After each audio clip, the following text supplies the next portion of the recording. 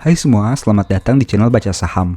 Pada video ini, kita akan bahas satu topik dengan judul 5 Rahasia Value Investing dari Sandiaga Uno. Untuk itu, simak video ini sampai habis ya, agar mendapat pemahaman yang utuh. Sandiaga Uno merupakan satu sosok inspiratif di dunia investasi, karena sudah berhasil membuktikan dengan total kekayaan yang fantastis. Bagi kamu yang belum tahu, dulunya Sandiaga Uno merupakan CEO dari PT Saratoga, sebuah perusahaan investasi yang didirikannya bersama rekan beberapa tahun setelah di-PHK dari pekerjaan sebagai karyawan. Nah, dalam satu video wawancara yang pernah dilakukan, beliau pernah membagi 5 cara analisa value investing yang diyakininya. Apa sajakah itu? Simak penjelasan selengkapnya ya. Oh iya, sebelum lebih jauh, menurut Sandiaga Uno, value investing itu sebenarnya sederhana, di mana kita hanya perlu membandingkan saham yang punya nilai di balance sheet lebih besar dibanding harga sahamnya. Tahu kan maksud beliau itu apa? Bagi yang tahu, bisa tulis di kolom komentar ya. Nah, tapi beliau menambahkan juga bahwa ada 5 poin redefinisi value investing yang dapat kita perhatikan. Mari kita bahas satu persatu. Pertama, ability to pay and grow dividend. Menurut Sandi, buat apa kita beli saham yang sangat murah tapi tidak bayar dividen? Kita juga kan butuh yang namanya cash flow. Ingat, cash is king. Di sini saya belajar bahwa Pak Sandi cukup fokus dengan perusahaan yang rutin membagikan dividen. Ya tentu saja sih, dengan kepemilikan yang sangat banyak, beliau juga dapat dividen yang sangat banyak kan? Di satu sesi interview, beliau pernah mengatakan bahwa dia sudah tidak punya gaji dan sumber pendapatannya berasal dari dividen saja. Kita ambil contoh 2 saham yang ada di portofolio Saratoga, seperti Adaro Energi atau ADRO, dan Tower Bersama atau TEBIK. Dengan mengacu pada harga saham 1.110, dividen yield ADRO sekitar 9,83%. Sedangkan TEBIK dengan harga 1.360, dividen yieldnya sekitar 2,06%. Kalau kamu lihat kedua saham tersebut, sejak tahun 2016, tidak pernah absen membagi dividen. Tapi, tidak hanya rutin membagi dividen, kedua perusahaan itu juga cenderung berusaha meningkatkan jumlah dividennya setiap tahun. Nah, itulah poin pertama beliau dalam analisa value investing. Kedua, ability to benefit from rising rates. Menurut Pak Sandi, cari perusahaan yang mampu untuk diuntungkan dengan interest rate yang naik, atau paling tidak terdampak negatif dengan fluktuasi rate tersebut. Dengan kata lain, bisa dikatakan perusahaan yang mampu mengelola hutangnya dengan bijak. Di sini yang saya tangkap, beliau cukup fokus dengan yang namanya hutang dan bunga. Perusahaan dengan mayoritas hutang dalam mata uang dolar tentu akan mencatat kerugian selisih kurs yang besar saat dolar menguat dan rupiah melemah. Beban bunganya juga bisa semakin besar. Sedangkan, perusahaan yang hanya punya hutang dalam rupiah tidak akan terdampak dengan fluktuasi mata uang tersebut. Ada satu poin menarik juga yang ingin saya analisa tentang interest rate. Tahukah kamu ada satu sektor yang cukup diuntungkan dengan kenaikan interest rate? Apakah itu? Ya benar, sektor finance. Dalam hal ini seperti perbankan atau perusahaan leasing.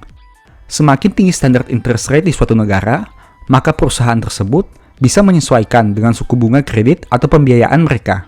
Namun sebaliknya, apabila terjadi pelemahan suku bunga, maka pendapatan interest rate juga kemungkinan bisa berkurang.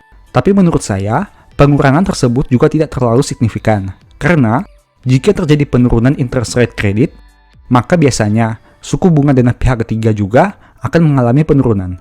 Seimbang bukan?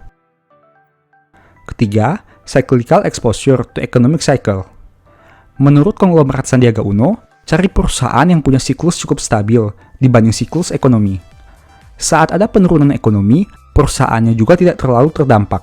Yang saya tangkap, di sini kita harus cari perusahaan yang punya kemampuan bertahan saat terjadinya krisis atau pelemahan ekonomi.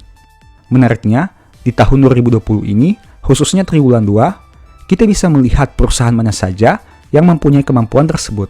Meski tidak bisa dipungkiri, yang namanya krisis pasti akan berdampak pada kinerja perusahaan, baik langsung maupun tidak. Namun, jika mengamati secara keseluruhan, kita bisa temukan bahwa dampak tersebut tidak signifikan, alias hanya berpengaruh kecil terhadap kinerja perusahaan. Nah, kamu bisa nonton video Mimin dengan judul 5 saham yang profitnya naik selama COVID sebagai referensi. Tapi ingat, disclaimer on tetap berlaku ya. Keempat, geographic exposure. Menurut Sandi, exposure di Indonesia terbagi atas 60% Jawa dan 40% luar Jawa. Tapi, ada satu titik di mana nantinya komposisi di luar Jawa akan meningkat. Nah, kita harus cari perusahaan yang punya exposure di key geographic. Sehingga, kalaupun ekonomi meningkat, kita bisa dapat kinerja di atas pertumbuhan tersebut. Ditambahkannya juga bahwa pertumbuhan di Indonesia Timur jauh lebih cepat. Saya menangkap 2 poin penting dari topik ini.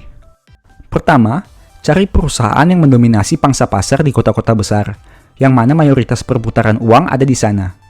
Dengan kata lain, perusahaan seperti ini tentu akan berdampak pada kondisi ekonomi secara umum, karena merekalah yang menjadi salah satu penggerak utama ekonomi Indonesia. Kedua, cari perusahaan yang pertumbuhannya cukup pesat di luar Jawa, khususnya Indonesia Timur. Jika kita sudah punya perusahaan yang mendominasi pangsa pasar di kota besar, poin berikutnya, kita juga harus melihat perusahaan yang sedang melakukan ekspansi di luar Jawa. Karena akan ada saatnya di mana ekonomi luar Jawa akan bertumbuh dengan pesat, dan saat itu terjadi, maka perusahaan yang sudah terlibat duluan akan merasakan dampaknya dengan peningkatan kinerja. Kelima, to identify earnings growth dengan margin expansion. Menurut Sandi, margin bisa diperluas jika perusahaan punya keunggulan teknologi. Dengan teknologi, cost bisa ditekan lebih rendah dan revenue bisa meningkat. Pada poin ini, saya menangkap 2 hal, yaitu teknologi dan margin keuntungan. Kita bisa mencari perusahaan yang punya visi ke arah digitalisasi.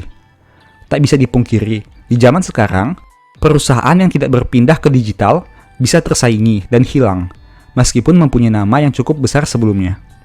Saya juga belajar bahwa jika perusahaan bisa memanfaatkan aspek digitalnya dengan baik, biaya operasionalnya bisa ditekan, dan akhirnya margin keuntungan bisa semakin besar.